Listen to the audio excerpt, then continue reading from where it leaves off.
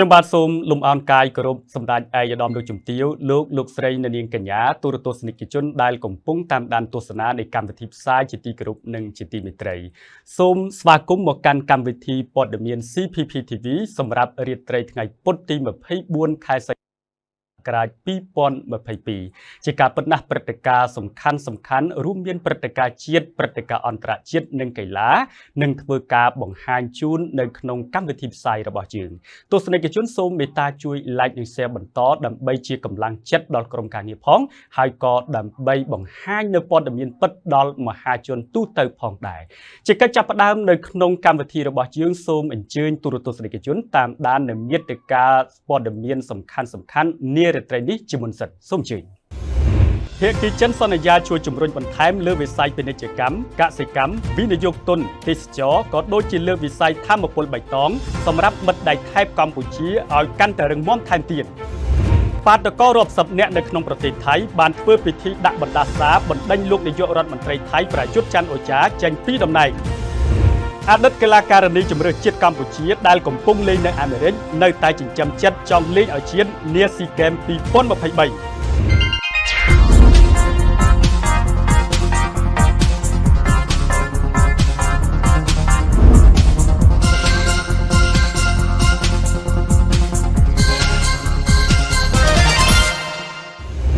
ទូរទស្សនិកជនជាទីមេត្រីយើងផ្ដើមកម្មវិធីដំបូងជាមួយនឹងព្រឹត្តិការណ៍ជាតិដែលចូលមកបើកទំព័រនៃកម្មវិធីរបស់យើងគឺតាក់ទងទៅនឹងការធ្វើពាណិជ្ជកម្មរវាងកម្ពុជាចិនភាគីចិនគឺបានសន្យាជួយជំរុញបន្ថែមលើវិស័យពាណិជ្ជកម្មកសិកម្មវិនិយោគទុនទេសចរក៏ដូចជាលើវិស័យធម្មពលបៃតងសម្រាប់មិត្តដៃថៃកម្ពុជាឲ្យកាន់តែរឹងមាំថែមទៀត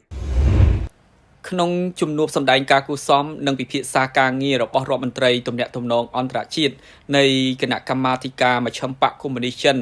នៅវិមាន7មករានាព្រឹកថ្ងៃទី24សីហាជាមួយនឹងសម្ដេចអគ្គមហាសេនាបតីតេជោហ៊ុនសែននាយករដ្ឋមន្ត្រីនៃព្រះរាជាណាចក្រកម្ពុជា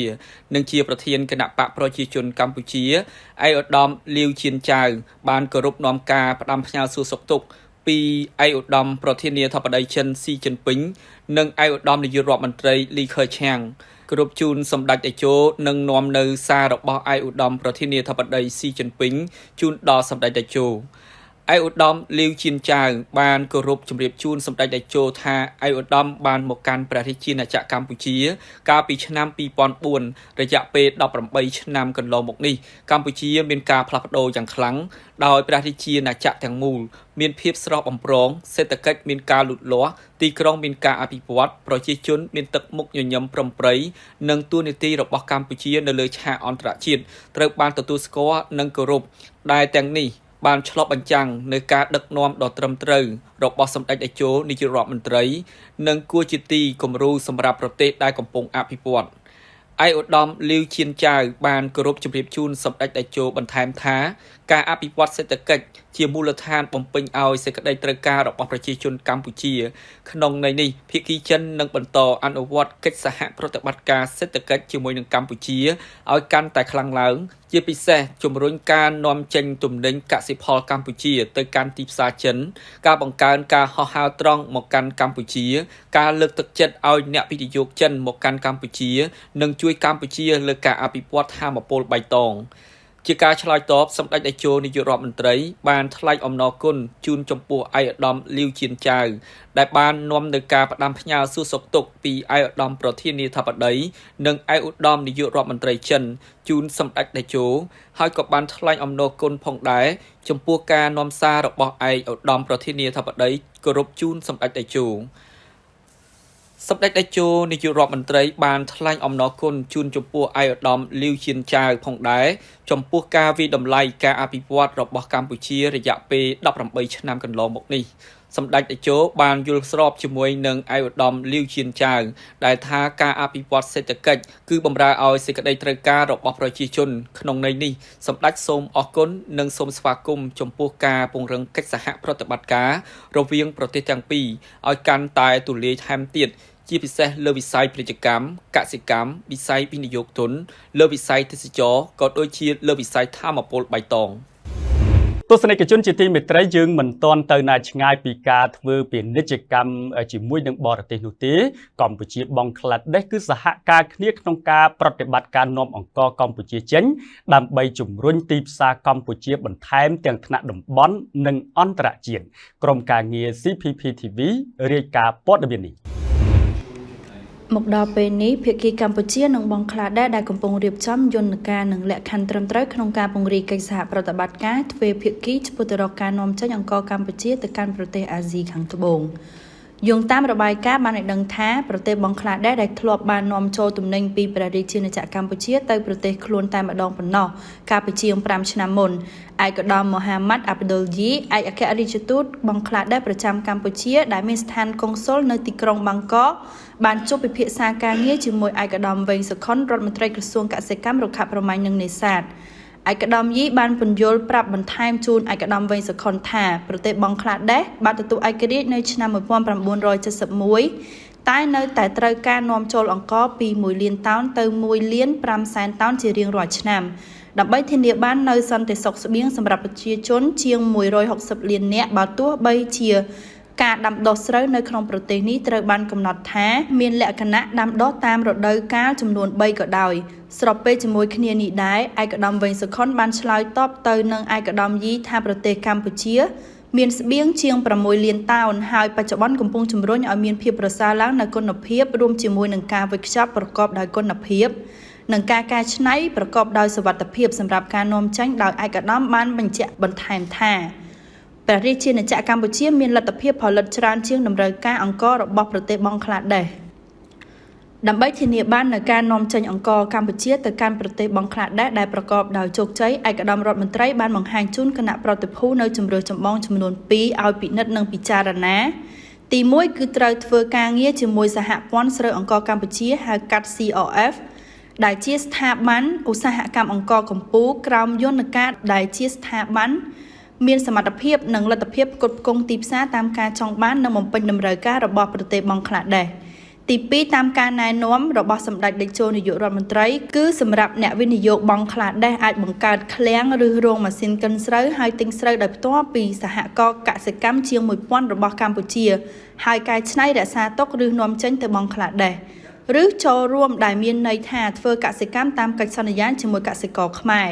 សូមបញ្ជាក់ថាកិច្ចព្រមព្រៀងនាំអង្ករចេញកម្ពុជាបង់ក្លាដេសគឺជាយន្តការជំរុញការនាំចេញអង្ករនាពេលខាងមុខហើយវាជាដំណឹងល្អសម្រាប់សហព័ន្ធស្រូវអង្ករកម្ពុជាចំពោះគំនិតផ្ដួចផ្ដើមថ្មីនេះដែលជាការលើកកម្ពស់ផ្នែកទីផ្សារនិងពង្រឹងកិច្ចសហប្រតិបត្តិការពាក់ព័ន្ធនឹងវិស័យកសិកម្មជាពិសេសលើវិស័យស្រូវអង្ករដើម្បីជាប្រយោជន៍ដល់ប្រទេសទាំងពីរគឺកម្ពុជានិងបង់ក្លាដេស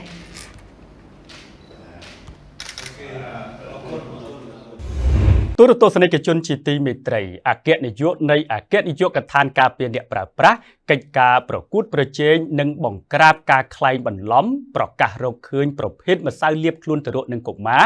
មានផ្ទុកសារធាតុគីមីដែលអាចបង្កទៅជាជំងឺមហារីកអគ្គនាយកដ្ឋានការពារអ្នកប្រើប្រាស់កិច្ចការប្រកួតប្រជែងនិងបង្ក្រាបការក្លែងបន្លំហៅកាត់ថាកបករកឃើញម្សៅលាបខ្លួនទារកនិងកុមារ12ប្រភេទដែលអាចបង្កទៅជាជំងឺមហារីកក្រោយពីចុះយកសំណាក់គំរូនិងធ្វើតេស្តវិភាគលើផលិតផលម្សៅលាបខ្លួនទារកនិងកុមារដែលចរាចរនៅលើទីផ្សារកម្ពុជាចំនួន12ប្រភេទត្រូវបានរកឃើញមានផ្ទុកសារធាតុគីមីអាបេស្ត្រុកដែលបង្កជាគ្រោះថ្នាក់យ៉ាងខ្លាំងចំពោះសុខភាពមនុស្សជាពិសេសសារធាតុគីមីនេះគឺអាចបង្កឲ្យកើតជំងឺមហារីកដល់អ្នកប្រើប្រាស់ផងដែរទាំងនេះជាការលើកឡើងរបស់លោកផាន់អូនអគ្គនាយកនៃអគ្គនាយកដ្ឋានការពារអ្នកប្រើប្រាស់កិច្ចការប្រកួតប្រជែងនិងបង្ក្រាបការក្លែងបន្លំរបស់ក្រសួងពាណិជ្ជកម្មប្រភេទម្សៅទាំងនោះរួមមាន Johnson Baby Powder 380 ក្រាម Johnson Blossom Baby Powder 380 ក្រាមDini Kid Baby Powder 380 ក្រាម Dini Newborn Baby Powder 380 ក្រាម Purin Baby Powder 125 ក្រាម Lafayette Beloved 320 ក្រាម Kodomok Baby Powder 180 ក្រាម Pesat Cool Powder 35 ក្រាមនិង Baby Mite Natural and My 180 ក្រាម ម្សៅលាបខ្លួនទារកនិងកុមារទាំងនេះអគ្គនាយកដ្ឋានកបបបានបញ្ជាក់ថាជាផលិតផលដែលផលិតនៅរោងចក្រក្នុងប្រទេសថៃនិងម៉ាឡេស៊ី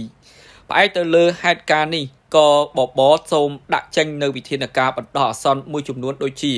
មួយក្រុមហ៊ុននាំចូលនិងចែកចាយផលិតផលម្សៅលើទារកនិងកុមារដូចមានក្នុងការរៀបរាប់ខាងលើត្រូវផ្អាកជាបណ្ដោះអាសន្ននៅការនាំចូលនិងចែកចាយរាល់ផលិតផលដែលមានក្នុងតារាងនេះប្រមូលពីទីផ្សារនៅផលិតផលម្សៅលាបទារកនិងកុមារនិងរាយការណ៍មកអគ្គនាយកដ្ឋានកបបអំពីបរិមាណគិតពីផលដែលប្រមូលបានទី2អគ្គនាយកដ្ឋានកបបទុករយៈពេល2សប្តាហ៍គិតចាប់ពីថ្ងៃទី22ខែសីហាឆ្នាំ2022ដល់ថ្ងៃទី5ខែកញ្ញាឆ្នាំ2022ដើម្បីទុកឲ្យក្រុមហ៊ុនសហការជាមួយនឹងអគ្គនាយកដ្ឋានកបបក្នុងការនាំចូលនៅសំណាក់នៃផលិតផលដែលត្រូវបានរកឃើញថាមានសារធាតុអាបេស្ត្រូសទៅវិភាគនៅមន្ទីរពិសោធន៍ភាគីទី3ដែលមានសមត្ថភាពនឹងការទទួលស្គាល់ជាលក្ខណៈអន្តរជាតិទី3ក្រុមហ៊ុនត្រូវបន្តសហការជាមួយនឹងរោងចក្រនិងសមត្ថកិច្ចកបបដោយឈរលើគោលការណ៍ដំណាភាពនិងគ្រប់គ្រងដោយមូលដ្ឋានវិទ្យាសាស្ត្រដើម្បីធានាថារាល់ផលិតផលម្សៅលាបទារកនិងកុមារដែលត្រូវចែកចាយនិងដាក់លក់នៅលើទីផ្សារមិនត្រូវមានសារធាតុអាបេស្ត្រូសឡើយនិងទី4អគ្គនាយកដ្ឋានកបបនឹងជូនដំណឹងព័ត៌មានលម្អិតនិងវិធានការបន្ថែមទៀតនៅពេលដែលទទួលបានលទ្ធផលវិភាគពីមន្ទីរពិសោធន៍ភាគីទី3ដោយប្រកបការទទួលខុសត្រូវនិងតម្លាភាពសូមបញ្ជាក់ថាសារធាតុអាបេស្ត្រូសគឺមិនត្រូវអនុញ្ញាតឲ្យប្រើប្រាស់ក្នុងផលិតផលគ្រឿងសម្អាងនោះទេព្រោះសារធាតុនេះនឹងផ្ដល់ផលប៉ះពាល់ដល់សុខភាពនិងបង្កទៅជាមហារីកបានយ៉ាងងាយស្រួល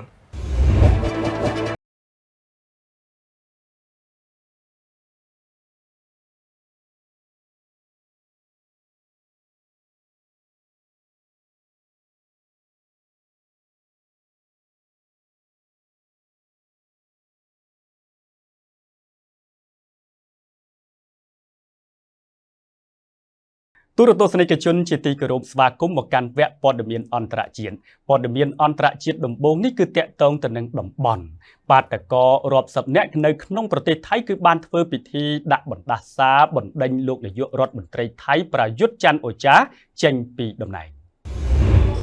គេសង្កេតឃើញថាក្រុមបាតកោថៃដែលប្រមូលផ្ដុំគ្នានៅក្នុងរដ្ឋធានីបាងកកដោយធ្វើពិធីដាក់បណ្ដាសាចំពោះលោកនាយករដ្ឋមន្ត្រីប្រយុទ្ធច័ន្ទអូចា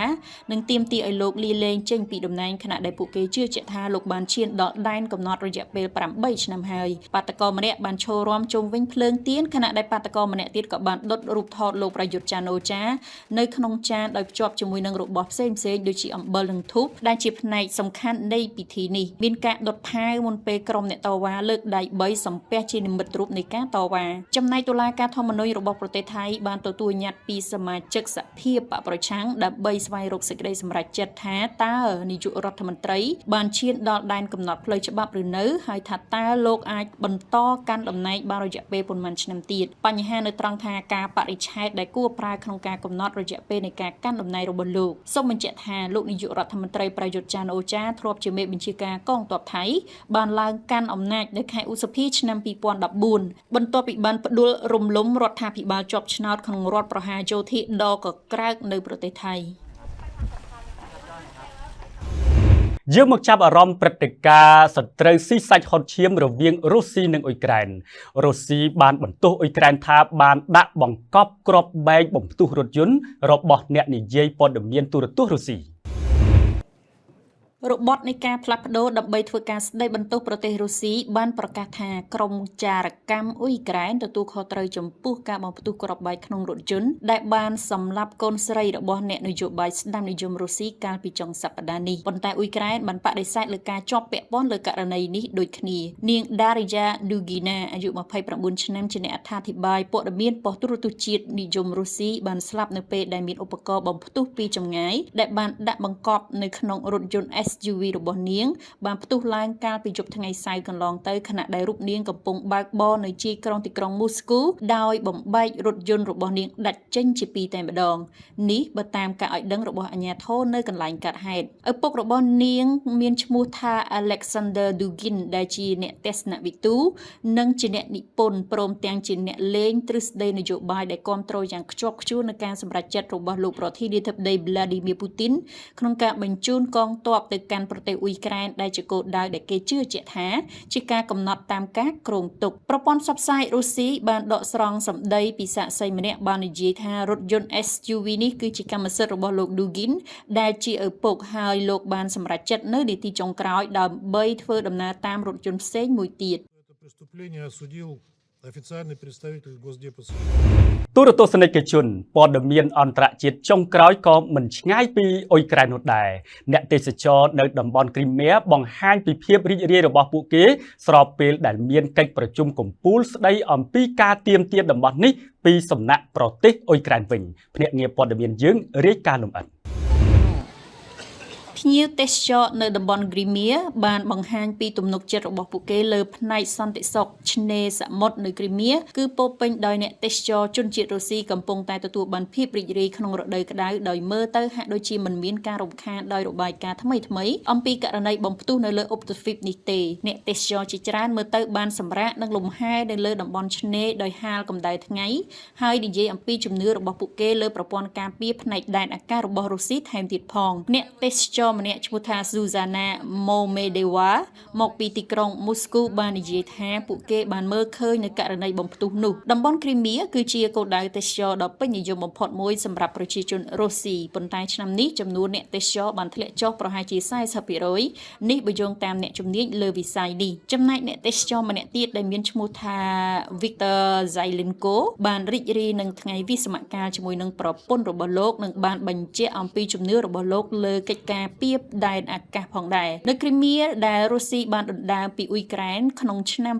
2014អាជ្ញាធរបាននិយាយថាតំបន់គ្រីមៀគឺជាតំបន់ដែលរុស្ស៊ីដណ្ដើមបានពីអ៊ុយក្រែនក្នុងឆ្នាំ2014ដោយអាជ្ញាធរបាននិយាយថាដើម្បីការពារដែនអាកាសក្នុងតំបន់នេះពួកគេបានសម្រេចបាញ់ទម្លាក់យន្តហោះគ្មានមនុស្សបើកពីលើទីស្នាក់ការកណ្ដាលនៃកងនាវាចរតំបន់សមុទ្រខ្មៅរបស់រុស្ស៊ីដែរ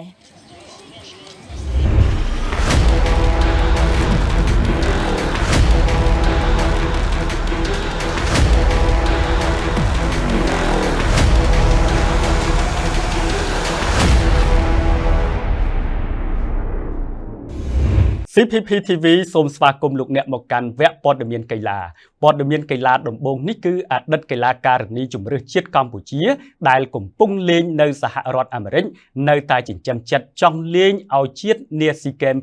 2023ខាងមុខនេះ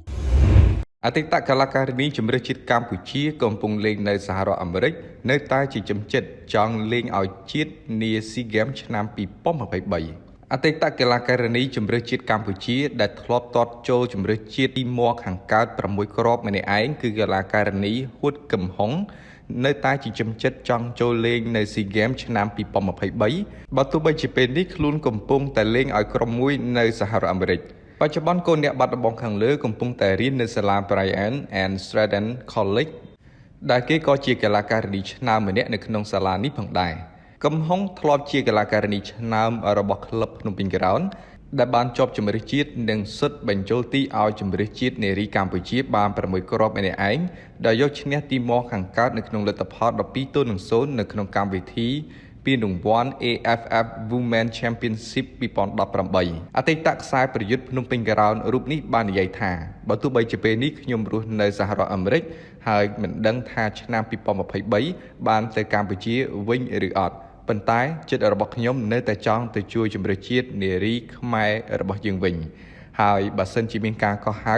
ឬក៏បើសិនជាអាចបានទៅស្រុកកំណើតរឿងដែលខ្ញុំស្រមៃគឺចង់លេង SEA Games ឆ្នាំ2023នេះហើយប៉ុន្តែខ្លាចបំផុតនៅពេលដែលបានចូលបម្រើការងារនៅទីនេះទៅជាធ្លាក់ជើងធ្លាក់អីមិនអាចជួយឲ្យក្រុមបានច្រើនតែមិនអីទេបើសិនជាមានការកោះហៅមែននោះខ្ញុំនឹងព្យាយាមកីឡាការិនីរូបនេះបានបន្ថែមថារូបគេនឹងរៀនចប់នៅខែធ្នូឆ្នាំ2022នេះហើយក៏មិនទាន់ច្បាស់ពីផែនការជីវិតថាបន្តនៅសហរដ្ឋអាមេរិកឬត្រឡប់ទៅកាន់កម្ពុជាវិញដែរ បើនិយាយអំពីការលេងបាល់ទាត់វិញរូបគេជឿថានៅពេលដែលធ្លាក់ទម្រង់បើសិនជាមានការហាត់ជាប់គ្នាត្រឹមមួយសប្តាហ៍អីអាចល្អវិញហើយកីឡាការិនីហួតកំហុងគឺជាអតីតកីឡាការិនីរបស់ក្លឹបភ្នំពេញក្រោននិងជាអតីតគ្រូបង្វឹកអុយ14របស់ក្រុមបាល់ទាត់ភ្នំពេញក្រោនផងដែរ ការប្រកួតបាល់ទាត់ Cambodia League 2 កំពុងប្រដេញគ្នាខ្លាំងក្នុងចំណោមក្រុមពីលេខ1ដល់លេខ5 Cambodia League 2 ប្រដេញគ្នាខ្លាំងណាស់នៅក្នុងចំណោមក្រុមចាប់ពីលេខ1ដល់លេខ5ការប្រកួតបាល់ទាត់ក្នុងក្របខ័ណ្ឌទី2កម្ពុជា Cambodia League 2 បានបញ្ចប់នៅសប្តាហ៍ទី16ហើយនៅថ្ងៃអាទិត្យទី21ខែសីហាឆ្នាំ2022កន្លងទៅគិតត្រឹមសប្តាហ៍ទី16នេះគេឃើញមាន5ក្រុមកំពូលតារាងមានពិន្ទុប្រដេញគ្នាយ៉ាងខ្លាំងរួមមានអគ្គិសនីកម្ពុជាមាន38ពិន្ទុកោះកុង FC ISI ដង្កោសែនជ័យនគរបាលជាតិមាន33ពិន្ទុដូចគ្នានិងព្រៃវែង FC មាន32ពិន្ទុចំណែកឯបន្ទាយមានជ័យឈរបាត់តារាងមាន5ពិន្ទុក្នុងដៃតែប៉ុណ្ណោះឆ្លងកាត់ការប្រកួត16ដងឈ្នះ1ស្មើ2និងចាញ់13ដងគូជម្រាបជូនផងដែរថាក្រុមលីកទី2ចំនួន2ក្រុមឡើងទៅកាន់លីកកំពូល Cambodian Premier League រដូវកាល2023ខណៈក្រុមលេខ3លីកទី2នឹងប្រកួតជម្រុះជាមួយនឹងក្រុមបាល់តារាងមកពី Cambodian Premier League ដើម្បីយកមួយកៅអីទៀតនៅ Cambodian Premier League ទូរទស្សនិកជនជាទីមេត្រីព្រឹត្តិការណ៍កីឡាអន្តរជាតិដែលចូលមកបញ្ចប់នៃកម្មវិធីរបស់យើងគឺ Emerson Palmieri ចូលរួមជាមួយនឹង West Ham ពី Chelsea នៅក្នុងកិច្ចព្រមព្រៀងតម្លៃ15លានផោន កីឡាករ Emerson Palmieri ចូលរួមជាមួយនឹងក្លឹប West Ham ពី Chelsea ក្នុងកិច្ចព្រមព្រៀងតម្លៃ15លានផោនកីឡាករសញ្ជាតិអ៊ីតាលីវ័យ28ឆ្នាំរូបនេះបានចូលរួមជាមួយនឹងក្លឹប West Ham ក្នុងកិច្ចសន្យារយៈពេល4ឆ្នាំហើយមានតម្លៃ15លានផោន Emerson បាននិយាយថាខ្ញុំសប្បាយចិត្តណាស់ដែលបានមកទីនេះហើយខ្ញុំបានត្រៀមខ្លួនរួចរាល់ហើយចាប់តាំងពីថ្ងៃដំបូងដែលខ្ញុំបានមកដល់ប្រទេសអង់គ្លេសខ្ញុំតែងតែមើលការប្រកួតធំៗហើយខ្ញុំក៏បានដឹងពីប្រវត្តិរបស់ក្លឹប West Ham ផងដែរ Emerson បានចំណាយពេលកាលពីរដូវកាលមុនក្នុងការខ្ចីជើងនៅ Lyon ហើយបានក្លាយជាកីឡាករធម្មតានៅ Stamford Bridge ចាប់តាំងពីការផ្ទេរពី Roma ឆ្នាំ2018ចំណែកឯអ្នកចាត់ការទូតរបស់ក្លឹប West Ham លោក Moy បាននិយាយថាយើងពិតជារីករាយនៅក្នុងការស្វាគមន៍ Emerson មកកាន់ក្លឹប West Ham United គាត់គឺជាកីឡាករដែលមានបទពិសោធន៍ដែលបានទទួលជោគជ័យដ៏អស្ចារ្យទាំងនៅក្លឹបនិងកម្រិតអន្តរជាតិក្នុងរយៈពេលប្រមាណឆ្នាំចុងក្រោយនេះសូមបញ្ជាក់ផងដែរថាក្រុមរបស់លោក David Moy បច្ចុប្បន្នកំពុងតែឈរនៅបាតតារាងនៃលីកកំពូលអង់គ្លេសដោយគ្មានពិន្ទុតតែសោះពីការប្រកួតចំនួន3លើកមកនេះសម្ដេចឯកឧត្តមលោកជំទាវលោកស្រីនាងកញ្ញាទូរទស្សនិកជនជាទីមេត្រីដោយសារតែពេលវេលាយើងដល់ទីបញ្ចប់ខ្ញុំបាទសូមខន្តីអធិស្ឋានរាល់កំហុសឆ្គងទាំងឡាយដែលកើតមានឡើងដោយអចេតនាសូមទូរទស្សនិកជនមេត្តាជួយ like និង share បន្តនៅព័ត៌មានរបស់យើងជាកម្លាំងចិត្តដល់ក្រុមការងារផងហើយក៏ដើម្បីឲ្យមហាជនទូទៅលោកទទួលបាននៅព័ត៌មានពិតបាទដើម្បីធ្វើការត្រិះរិះពិចារណាផងដែរចុងបញ្ចប់នៃកម្មវិធីរបស់យើងសូមតាមដានទស្សនានៅការព្យាករណ៍អូតូនិយមសម្រាប់ថ្ងៃទី25ស្អែកនេះខណៈពេលនេះវត្តមានខ្ញុំបាទនិងក្រុមការងារសូមអរគុណនិងសូមគោរពលា